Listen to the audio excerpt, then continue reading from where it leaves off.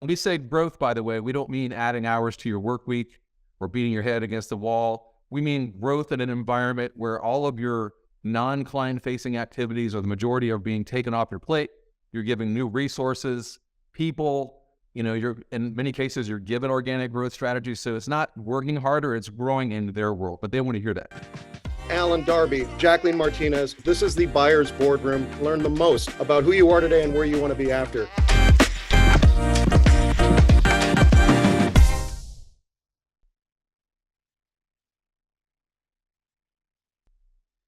Welcome back, friends and family, to the Buyer's Boardroom. I'm Rick Music. I'll be your referee, timekeeper, and ambassador to the word on the street. And with me, as always, Jacqueline Martinez and Alan Darby, the Zen masters of everything that is M&A, that are going to be bringing us all the accurate information. We're going to observe them interacting and talking in a language that we are still trying to learn, but we probably just need to get right to it. Alan, you've had a busy week.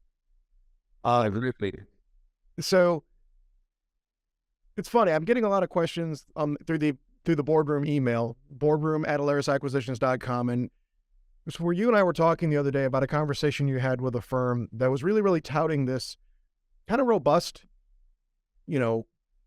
investment strategy that they believed was really, this is their sex appeal here. I think buyers are really going to like this about me. And you said it was a very authentic, genuine conversation. Great people, great firm. But they really thought the crux of what made them kind of really attractive in the industry was this unique strategy that they were touting. And while I remember your answer, it kind of got me thinking about,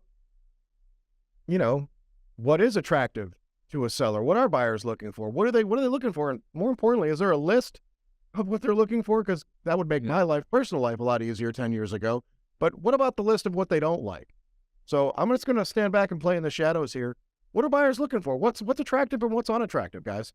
Yeah, well, you're right, Rick, that a lot of people want to jump to like, how is my business going to be valued and that side of thing. But the question that precedes that is, are you an attractive seller to a buyer? And there are a lot of factors that go into this. And of course, what is attractive to one buyer might not be attractive to another buyer. So but we deal with this all the time on a variety of topics, and so we thought it'd be a great show to do is to just talk about in a broad sense, like what makes you more or less attractive to a buyer in the general sense. The situation you mentioned earlier about the firm with the investment strategy, and this is very helpful, I think, to start with this, because it's really interesting how they kind of came to us thinking that their investment strategy was going to be something that was going to be a driver of value, a driver of what makes them attractive. And I sort of had to be the bearer of bad news. Not only is it not likely to be for the vast majority of buyers, something that makes them more attractive. In fact, it could be a detractor to what makes them attractive. And so that's just one example of a whole host of things that we're going to talk about today. And I'm by the way, I'm super excited about our guest. We're having Matt Cooper, the president of Beacon Pointe, is going to come join us here in a few minutes. And, Beacon Pointe's one of the most successful acquirers of the last 5-7 years. I think they've done close to 48 acquisitions, Jacqueline? Yeah, absolutely. And so they definitely have a knack for, communicating what's a good fit for Beacon Pointe. So I thought it'd be great for the sellers to hear from one of the premier buyers in the country on how they think about, what makes you attractive or not attractive to them in particular. So I love it. It's such an important part to really understand before even your first interaction with a buyer. It helps level set expectations so that the sellers aren't surprised or angry when something that they're excited about in the process may not be received in that same way from a given buyer too. So, at Alaris, we categorize these areas of attractiveness and how it's usually measured. And there's 3 categories. So really thinking about the relational factors like your likability, your personality, humility, those types of things. And then getting into the business factors, what your client segmentation is like, your demographics, And then also your alignment factors as well. There's always things that folks are willing to give up control of or looking to give up control of versus retaining in the new world. And so we really like to understand those before making an introduction to a buyer. Yeah, well, I think it really it does kind of help give you a track to run on in terms of how the buyers are thinking about, is this firm a good fit for us? And on a scale of attractiveness, we love them, got to have them, or, we like them, we think they'd be a decent fit here, or, we think probably a good fit, but, not getting overly excited about it, So, so let's talk about these three areas, Jacqueline, and maybe get a little granular on each one and give some insights as to how most buyers, and again, we have to put an asterisk that not every buyer thinks this way, but we find that most do. So let's start with the first category you mentioned, which is relational factors. And I think to most people that might sound odd, because a lot of people are under the impression that they're looking at things that are going to drive a return, like a financial return on behalf of the buyers. And those are the most important things.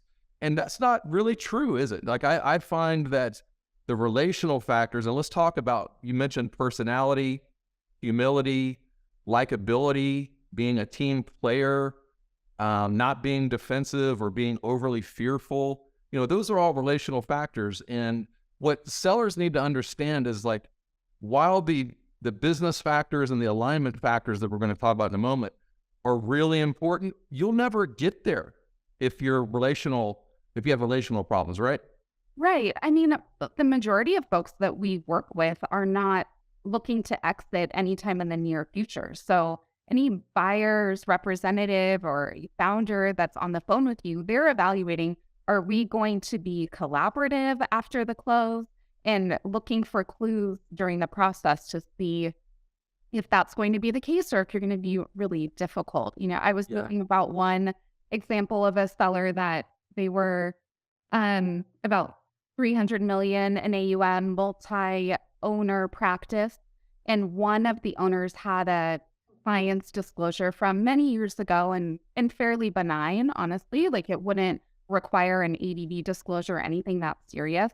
And when the prospective buyer was asking some fairly general questions about the situation to understand it, then that owner got very defensive and almost argumentative around it. And I think those qualities were almost more of the focus than what the original issue was. So, right. If there ever are any sort of pain points in the business. How long ago was it? Yeah, go ahead. It was over 10 years. Yeah, over. What? No, that's like, what were you going to tell me about this? We've all got skeletons in our closet. Does that really 10 years and that could derail something? Well, I think it's the reaction, right? Yeah, exactly. And so the compliance would be like actually a business factor that we would, look, it's there or it's not. And if it's there, there's a story behind it, and we need to ask, get detail behind it. But the reason we're talking about this and this relational factor is not because of the compliance issue itself. It was the advisor's defensive posture, the aggression that he took around having the answer about it. So look, think about the buyers. They're largely, 20 billion, 50 billion, 300 billion. These are larger organizations. They've done multiple acquisitions. They've got a happy family by and large, and they don't want to bring people who are going to be disruptive into that happy family. And so, guys, we have an industry of egos. That's just the reality. We are in an industry of highly compensated, type A personalities, and a lot of them are just overly proud of what they've built and what they've done. And they come into these relationships and they're beating their chest a little bit too much. It's one thing to be proud about what you've built. That's why you're attractive if you build something nice. But the buyers have built great stuff too, and that often they've built better mousetraps. They've invested millions into their business, into people, into infrastructure. And so you can find it odd. It'd be like, Jacqueline, if, and I know you're married, happily married, but if you were in dating right now and someone you got introduced to at a bar or wherever, church probably for you, Jacqueline, but like if you're they just came in just braggadocious and just arrogant, and that'd be a turnoff. And so, yeah, absolute turnoff. And also, I call it seeing the boogeyman where it doesn't exist. A lot of people are super scared about what could go wrong in the full partnership business. And so because of that, there's a lot of fear that creeps into their interaction with the other party, and they just see things that really aren't there. So I think you have to have a general trust but verify kind of attitude as you go through this process, that these are good people on the other side, and I'm not going to treat them like they're trying to do something harmful to me, my team, or my clients, because there's nothing could be further from the truth. They're actually trying to improve the situation for you, for your team, and for your clients, and they believe they've got something very much worthwhile. So the relational factors, I wanted to make a point to start there, because you've got to come into this we call it a partnership opportunity, this 5 to 7 month journey, and try to have an attitude of happiness, curiosity, humor. Just be a likable person, and don't be defensive.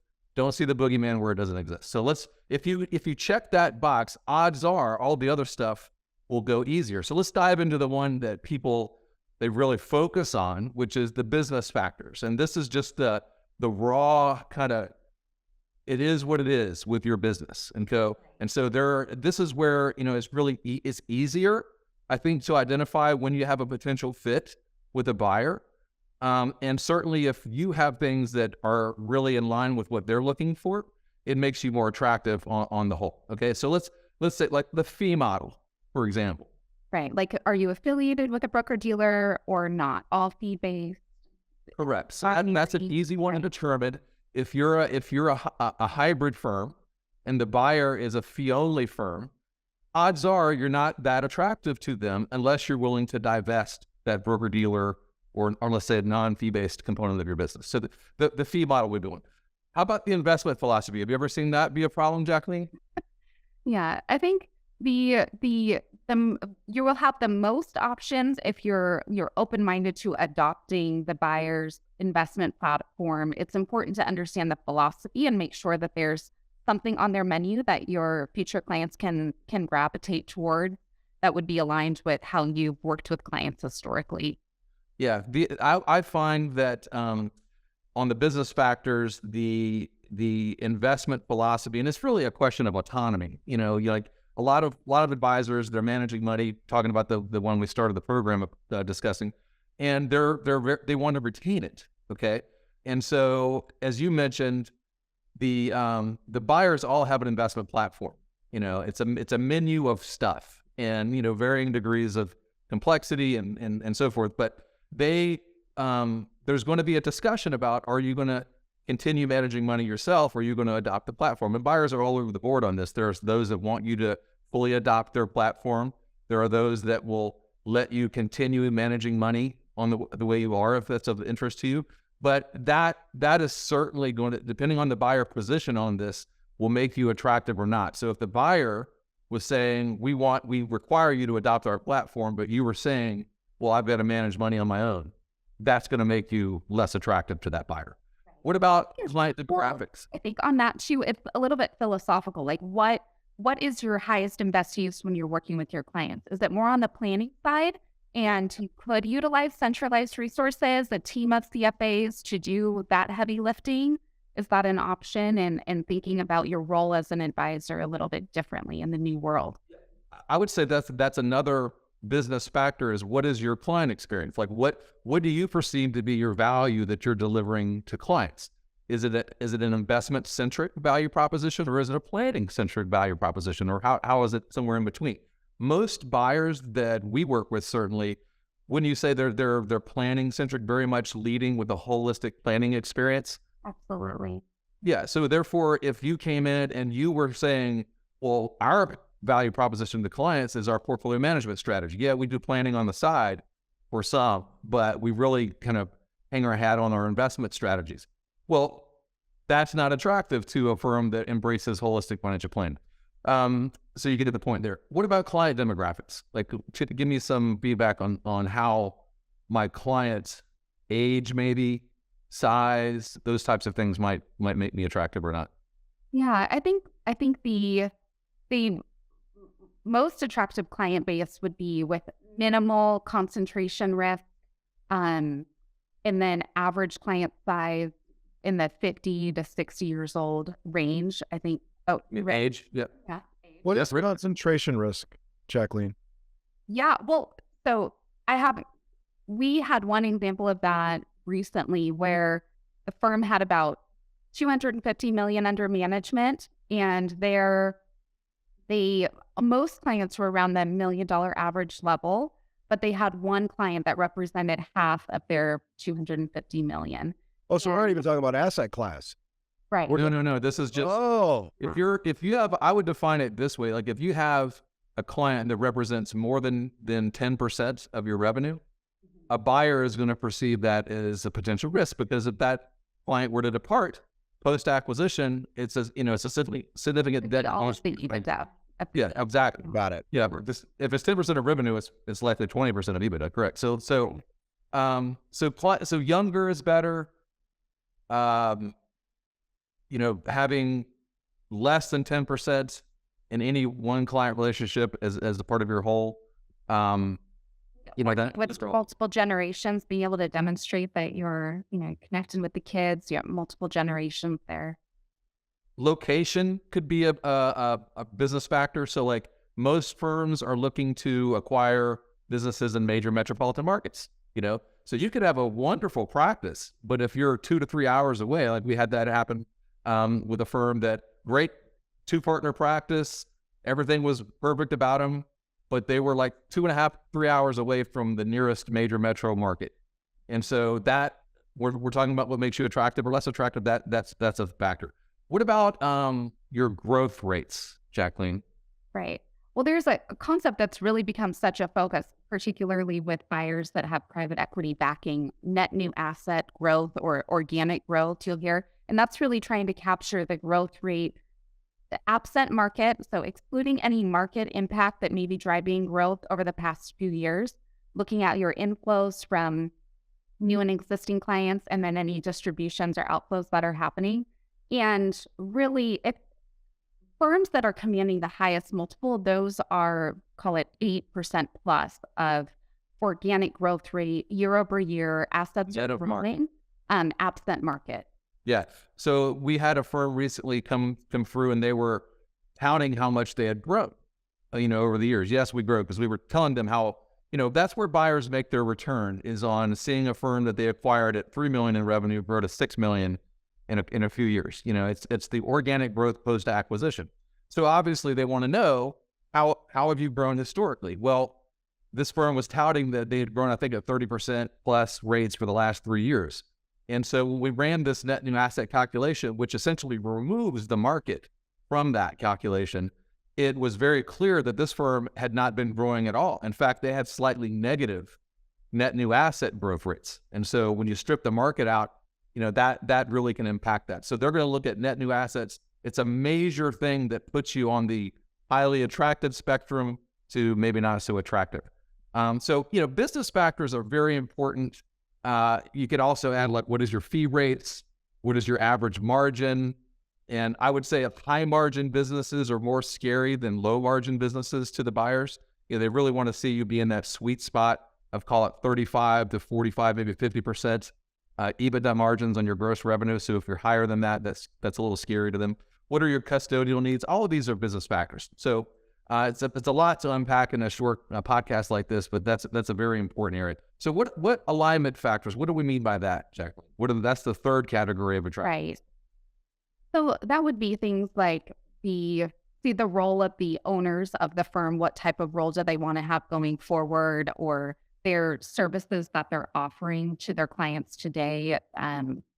Financial planning, risk management, all the typical things, or are there any extra items that may be not a fit for a buyer firm that could limit? So when you say role of the advisor, I think the context you're referencing is like, what if you were an advisor that said, I am tired of managing the business.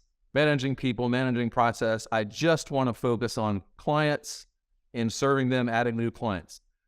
I would say that's pretty attractive to most acquirers, right? Absolutely. Conversely, what if you were saying, I don't want to manage clients anymore. I want to move more into a corporate role. Maybe I want to be a part of the leadership team of the larger business. That I would say is less attractive to the majority of buyers. Right. It's going to be trickier to find that perfect place. Yeah. So, most of these acquirers, they're looking to partner with firms who really love serving clients, the advisors and the owners. And so service offering to clients. So I would assume you're talking about, so we mentioned the easy ones like financial planning, portfolio management. But what if I offered tax preparation and I wanted to continue doing that? That's a service. So that it would really be buyer specific, wouldn't it? And whether you're... It would. And some firms do have those services that are offered to clients. It may look different in the new world where a different person within that same company is now doing the heavy lifting on the tax prep or maybe estate planning, that you now have a team of estate planning lawyers that you can refer that business to. But really coming down to, how do you want to spend your time? Is it mostly doing those things, or can we use that bandwidth towards business development, bringing in new clients? So if you have a service, like an area of expertise, let's say you were really good at qualified plan design, managing 401ks, all that type of stuff. You might be highly attractive to a firm that's looking to get into that market and may not possess the internal infrastructure already. You might not be as attractive to a firm who is not really interested in that business, And so the services is a little bit of a subjective type thing, but you really want to make sure that whatever service you have now that you want to retain and perhaps expand, that matches with the right buyer who values those services. Or if you're seeking to add a service that you don't have, you want to be articulating a willingness to integrate that. So we have some buyers, for example, that they have multiple lines of service in addition to wealth management. Okay, so for example, a firm that would offer employee benefits, maybe it's an accounting firm who offers audit and attestation or payroll services, things like that. You will only be, if you're a pure wealth manager, you will only be attractive to that type of buyer if you are articulating a desire or willingness, let's say, to maybe expose your current clients to those other service lines that firm has. They're never going to try to disintermediate you between the client in terms of you're the gatekeeper making the recommendations, always making sure that whatever's being suggested to them is in their best interest. But they want to know that you're coming into it with an open mind.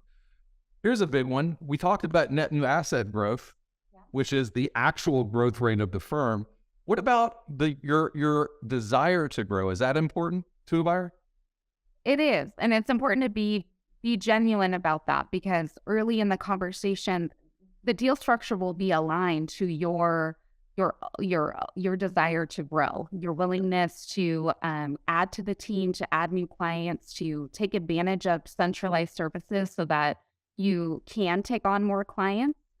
So it's good to be authentic about your desire there. Well, we did a transaction a couple of years ago with a solo advisor, wonderful woman, and she came into the conversation with us very candid. She said, "Alan, I'm not looking to grow. If anything, I'm looking to slow down. I'm not looking to take on new clients. I don't want to manage the team anymore. I'm on the back nine of my career. I maybe have 3 to 5 years left. That's my situation. Fine. If that's your situation, no problem. Just know that if that's your position, you probably just eliminated as much as 75, 80% of the buyers out there. Because again, going back to where does the buyer make money, their main source of return is watching their partners grow after the acquisition. And so if you're coming into a partnership or with a lack of desire to grow, that's fine. There are buyers out there to match you with, but just know that is going to push you on the low end of the spectrum in terms of attractiveness. Just saying, I'm not interested in growth. They want to hear that. Now, when we say growth, by the way, we don't mean adding hours to your work week or beating your head against the wall. we mean growth in an environment where all of your non-client facing activities, or the majority, are being taken off your plate.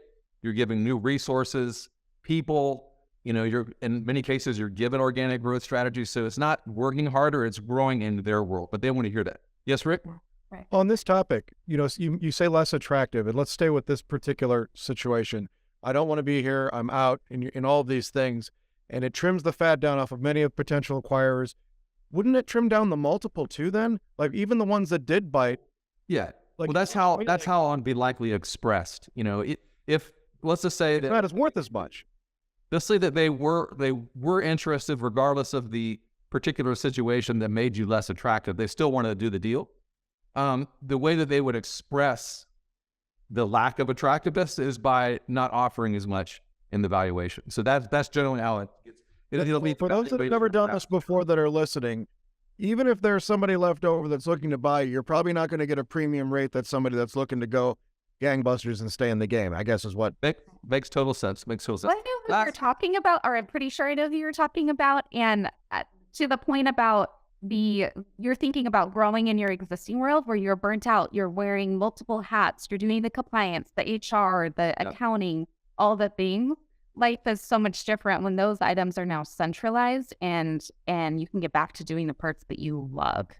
Yeah, and I find it, even for the firms that are telling us that they're probably transitioning out in 3 to 5 years, it's more common in that scenario that after they transact and they get rid of all that junk in their life, they say, hey, I could do this for 10 years. It's actually an expansion. Okay, last point on the alignment factors, and there are a number that we're not touching on, but the current... That's good, because we're up against it. All right, well, I'm going to do this quick, Rick. So if you're saying, I'm aligned, I want to grow, I want to be a part of this new family for 5, 10 years or longer, and you're so excited, but I want all cash in the valuation. What does that sound like to a buyer, Jacqueline? Yeah, well, so there are some, like everything's always qualified with different buyers are open to different things, but most buyers view your willingness to have a portion of the valuation in equity as your alignment and commitment to the long-term growth of the firm. So saying that you do not want any equity feels very polarizing, and that you would not be a fit. Correct. Well, and again, to your point, if you want all cash, there are plenty of firms out there. Many of them prefer to pay with cash. Right. But I would say the most expensive form of currency, really. Yeah, equity is the most expensive. So most buyers, however, because they're looking for partners, right? They're looking for collaborative partners who have gas in the tank. They want to continue growing. You're going to get a valuation on your business. Let's take 10, 20, 30% of that and roll it into the buyer's equity. That way we know you're still an owner, right? You're still a shareholder. You care about how this business functions. You're not just in it for how can I get the most money or like that sort of thing. Okay. Well, that was great, guys. I'm super excited to bring Matt Cooper on. This is going to be awesome because, as I said, he's one of the best in the business. Beacon Pointe, I think, has done 48 acquisitions. They've had wild success, and Matt Cooper is a straight shooter. He will tell you how buyers, in this case Beacon Pointe, how they think about sellers and what makes them attractive versus not attractive.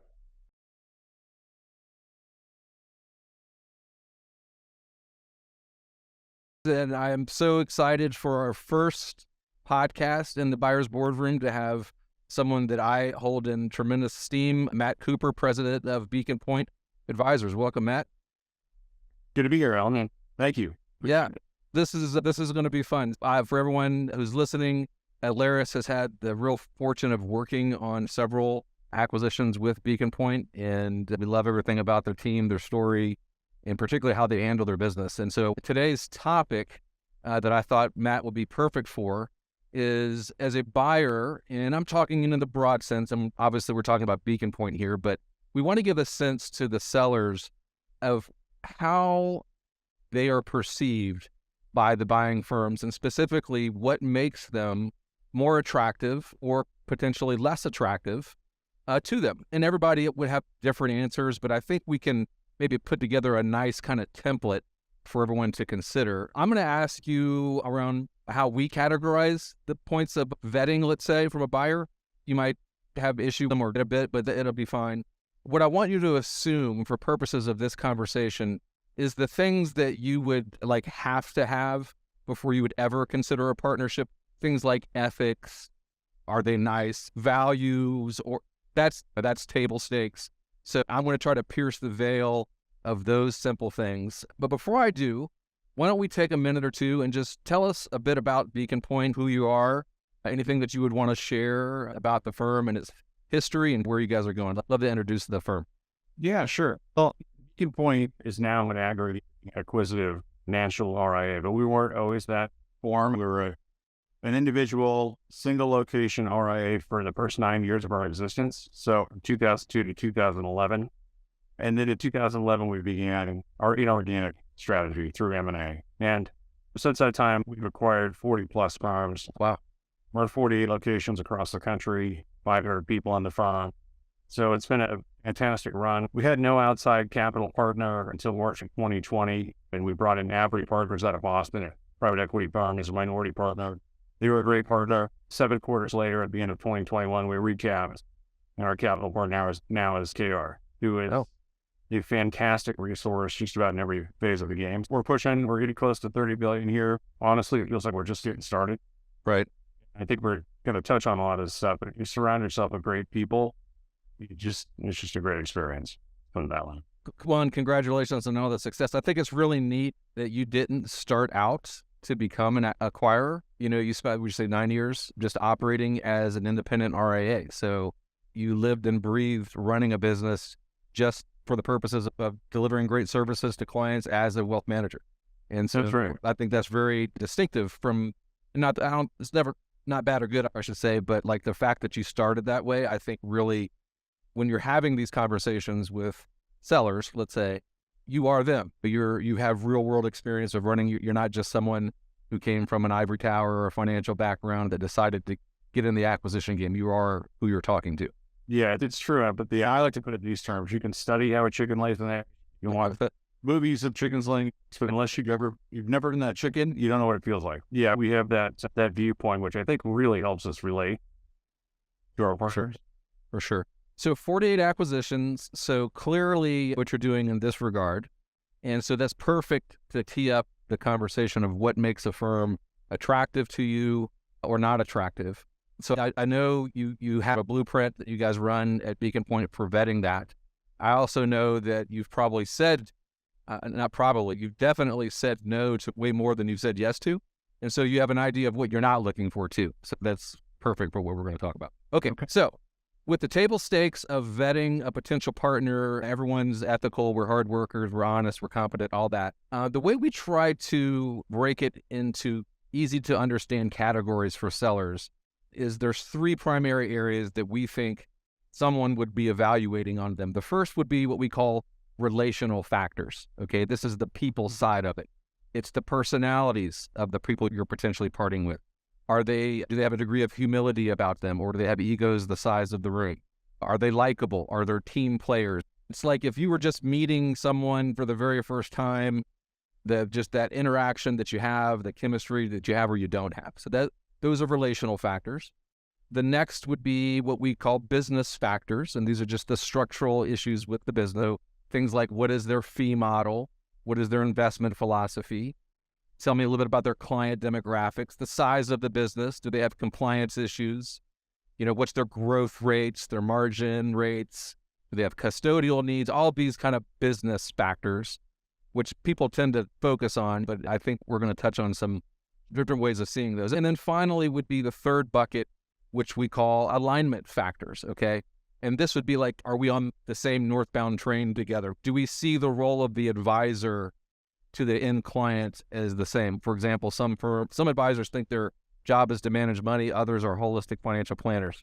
So there's a difference in how they see the role of the advisor. What services do we offer to our clients? What is my desire to grow? Am I looking to retire, or am I looking to actually grow the business? And then potentially, even if I'm selling my business, what form of consideration am I looking for? Is it I'm looking for cash? Am I looking to roll equity in the transaction? So those would be alignment factors that I would think a buyer would want to make sure that if we're going to partner with someone, that they're on the northbound train. So relational, business, and we're calling them alignment factors. So let's maybe unpack each one of those a little bit. And just curious in terms of, do you think that's a pretty good way of looking at it? Or maybe there's some other things that you would add? And how do you start? I think those 3 buckets or pillars probably encapsulate 99.9% of everything that gets evaluated fall into those 3. Sure. So when you're approaching a potential partner, do you start at any one of those areas? Do you dive right in, for example, to their investment management philosophy and client demographics, or do you start somewhere else? We start with the relational factors. We tend to get a broad kind of view of the business and what they're doing, and then we put that to the side, and it becomes all about the people for a prolonged period of time, really. You've worked with us on several situations, so you know that we've got a lot of eyeballs on the candidate and firm that we're vetting. And they talk to virtually all of the leadership that they'll be interacting with at the platform level, as well as several folks around the country that were in their shoes and chose to merge or partner with Beacon Pointe, and now our partners in the local markets. We start there and we stay there for a while till we really start digging in on the other. It's very interesting because often that's a perfect answer as far as I'm concerned, because so much of the work that we do at Alaris with the seller, as they're coming through the process and want to understand how this all works, they really want to get to the business factors, which we do too, because that's certainly relevant. But we try to really help them understand that it doesn't matter how strong the business factors, maybe weak, they are. If you don't check the box on the relational, you'll never get there. And that's very important. Yeah, in our model, we pride ourselves at being we're hyper collaborative. We don't have all the answers. We have 20 years of mistakes that help guide us. It's really, we're looking at people joining the firm as contributing partners and giving us their view and opinions and back and helping us shape and steer the business. So we want people that are self-starting, hard-charging entrepreneurs that have enough humility to work just great in the larger group. And so it's perfectly fine to disagree. That's fine. We do it in a productive, professional manner and restrict. Yeah. That's right. I think it's hard to pinpoint what really is the root of some of these things that get in the way of the relational factors. Sometimes it's just flat out ego. Our industry, like a lot of industry where there's a lot of high income earners, there's a lot of ego here. And it's not that you're telling them, hey, we're going to ignore what you've built, but there is a line that you can cross, I think, in just terms of beating your chest about how awesome you are or how great they should perceive you. That is a turnoff, just like it would be if you were trying to date somebody and all they wanted to talk about was how much money they made or how awesome they were before you even knew if you liked this person. I agree. Okay, so relational factors, that's where you start. And as you said, you spend time, and I know how Beacon Pointe works. You have, it's not only Matt, it's you enlist the assistance of many of your partners, your executives on the team, that they are interacting with them, trying to determine, is this our sort of person that would work well here at Beacon Pointe? But now let's talk about the business factors. Okay, so I rattled off a lot of them, like the fee model, investment philosophy, client demographics, size of the business, history, location, growth rates, things like that. Is there any one of those that you place like a premium on or a priority? I would assume things like compliance, if there was significant compliance disclosures, that might be the showstopper right out of the gate. But amongst those other areas, any compliance disclosures, it's a showstopper. Showstopper, yeah. And that's a broad policy we have. We won't hire anybody or do any acquisitions that lead us to have to disclose any form of regulatory problem. Perfect. And that was I think the key point. And if it's a regulatory disclosure that Beacon Pointe would have to report if they were to join you, that's just a non-starter day one. I'm not going there. Okay. If it were a non-regulatory compliance issue, you may be willing to look at it, but even there, if you're going to have to report it, that could be a showstopper as well, but regulatory for sure. Correct. And sometimes those things lead to character questions. And so we spend more time kind of evaluating the people. We get led that direction. Perfect. Okay. Any other areas? So I think one area that you're looking for partners who want to grow, correct? You're not looking for people who are viewing this primarily as an exit necessarily. I think if you maybe had a location where there was local younger advisors that could step into a role, you would consider it, but you are really looking for partners who want to grow. And that is, you're measuring that both historically, right? That's the net new asset calculation. So is that an important metric that you want to look at and see, like, how has this firm been growing historically? Yeah, when we start looking at metrics, I'd say that the size and scale and organic growth rates net of market, Yeah. it's very key. That's a very important point for us. It's not that we're looking for them to have off the charts growth rates, but high single digits on a 3 and 5 year CAGR. Yep. It's really attractive to us. And the double digits, that becomes very attractive Gotcha. in terms of that metric. And I think the sellers, they ask us this question often, like, why are they doing this? Why are they acquiring the firms? Where do they make their big return from? There's multiple sources of return potentially from a partnership, but the number one source of return is acquiring that business that's doing $5 million a year in revenue. And then 3 years later, they're at 7.5, 8 million. That's where the buyers really do well. So this concept of growth is very important, but they don't want to buy a business and their only source of return is the cash flow stream that they acquired and maybe some delta in the multiple conversion. But That's hypercritical for a number of reasons. The growth rate will buy down the multiple that is picked. right, But if you go out and you acquire a whole bunch of non-growing firms and you use debt, those purchases, and the market gets cut in half, you won't have the free cash flow to service the debt. You have a real problem. I heard Matt Bringer talking about this just recently. It's something that I think maybe got lost in the run-up of 2020, some of the acquirers, but right. we've always had a real key sense of net leverage ratio is always a big conversation when we consider an acquisition. So we're either using cash off our balance sheet, Right. or we're using debt because we have very favorable terms there, or we're using equity. Gotcha. Let me ask you this question. When you're looking at a potential partner, I assume you definitely want alignment on like how they see the role of the advisor. So I know Beacon Pointe is very much a holistic planning centric. So if I came in and let's say, Matt, that I had some fantastic, I'm a $500 million firm and I've got some portfolio management strategy that I'm just convinced is one of the best things ever. And I would be interested in not only joining Beacon Pointe, but I would want you to help distribute my investment management product to your other advisors. How attractive is that? It's not at all. In fact, asset managers literally have no value. It's all about distribution on that side, and we're not going to be the distribution for an asset manager that has no value. Yep. Effectively. Plus, it's taking your eye off the ball, which is the client, getting deeper, broader in that relationship with the client and getting more of them. You do that through planning and really understanding what the client's trying to accomplish in their life with their wealth. And so we're not attracted to asset management strategies, nor we want to be a distribution point for. Yeah. I knew the answer, but I wanted to hear you say it because I knew that's how you felt. And we get asked that a lot from firms that have something that they think is unique. And they're asked, hey, wouldn't that be great for a national firm to buy us and maybe pay us a premium for this unique strategy? And we're like, well, no, that's not of interest to them. And here's why. So I'm glad you nailed that one. Anything that would be on the margin of the business. Let's say we have a business that was 40% EBITDA margins versus 80% EBITDA margins. Give me your just high level feedback on that with no other knowledge of the business.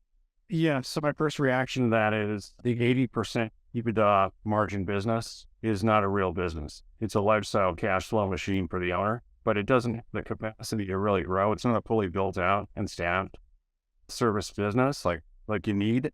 Yep. So we would have to adjust that P&L to get to a reasonable margin, really make it worthwhile, unless we were tucking that person into an existing Beacon Pointe office and where there really was no cost structure other than top or any advisors that were hanging around. Got it. Yeah, it's another one of those things that I had a feeling what you were going to say, but it's firms that will have an abnormally high margin in their business. We tell them that because they're proud of it, and we'll tell them that looks weirder than if you came in the door with 20% EBITDA margins. So like the buyer is going to view this as a stripped down P&L, as you called it, a lifestyle practice. I actually just wrote a little LinkedIn post on that topic the other day, and I couldn't agree with you more. So if you're a high margin business, you should expect and anticipate, certainly with Beacon Pointe, that you're going to say, what do we need to do to add infrastructure back into this practice to support the client experience that we embrace and set it up for growth? Sure. Okay. Very. Okay. All right, it was great. So let's wrap up. Unless there's anything you had for let me ask you this question. Other than the no jerks allowed policy that I know you have at Beacon Point, is there anything that we haven't touched on that you would say that would be a red flag showstopper for us? Yeah, and I think one of the culture things, or the way that we evaluate that, if somebody takes a real interest in valuation, price, right out of the gate, that might raise a red flag. And then when it gets to a point where if we're in a process and we're competing with other buyers, it becomes about the highest bidder, and probably just resign from the process altogether. Now, we're not interested in being the lowest bidder. That's not our deal. But it's just when the price becomes the most important thing, something's missing. Yeah. Right. All the things that you're seeking for on the cultural side are really misaligned when day one, and they're asking about the price, and we require our sellers to be aligned with us, right? So we want them to take equity in the deal, at least 20%, 20% basically. And they need to, in order to really understand the value of that equity, or for us to perceive that they really understand the value of that equity, they're not going to be focused on the headline price. It's just a different way of understanding the value of the merger to come. So it's nuanced and it's subjective in some ways, but so far so good.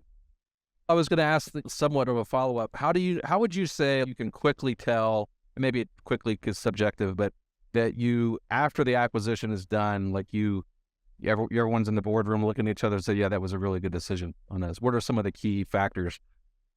Well, for me, it's the way that my partners react. Okay, so Beacon Pointe it's very balanced in terms of gender. Yeah. And we get a lot of eyeballs on potential partner, and it's coming from both men and women evaluating the potential partner. So when everybody's excited after the fact, we made a good decision. But see, it's really how engaged are they through the process? Are they interested and are they excited? And then, for instance, we had closing dinner last night in New York with their most recent acquisition.